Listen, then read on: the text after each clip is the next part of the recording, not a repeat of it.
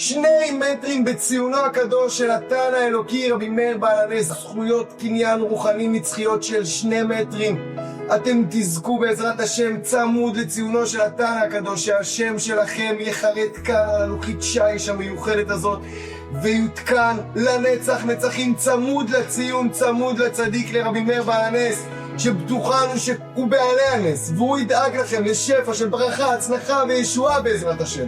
אלו שלוקחים על עצמם בזכות 2 המטר יקבלו בנוסף גם את מטבע הנס מבעל הנס, מטבע ערכי וסגולי מיוחד, שהיה כאן מעל ציונו של התנא הקדוש 40 יום, 40 לילה.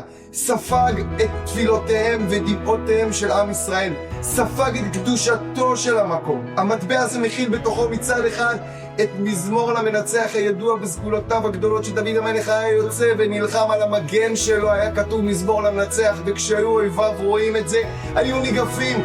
מצידו השני של המטבע יש לנו את תפילת אנה בכוח, שסגולותיה גדולות ועצומות מעל דרך הטבע.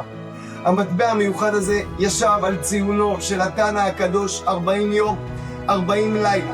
ספוג בדמעותיהם, בתפילותיהם, בתחנוניהם של עם ישראל, וגם בתודות שלהם.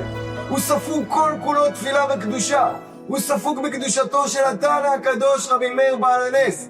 והוא נשלח ומגיע אליכם לבית, להביא ולחבר אתכם לניסים ולישועות והנפלאות שקורות כאן בזכות התנא הקדוש רבי מאיר בעל הנס.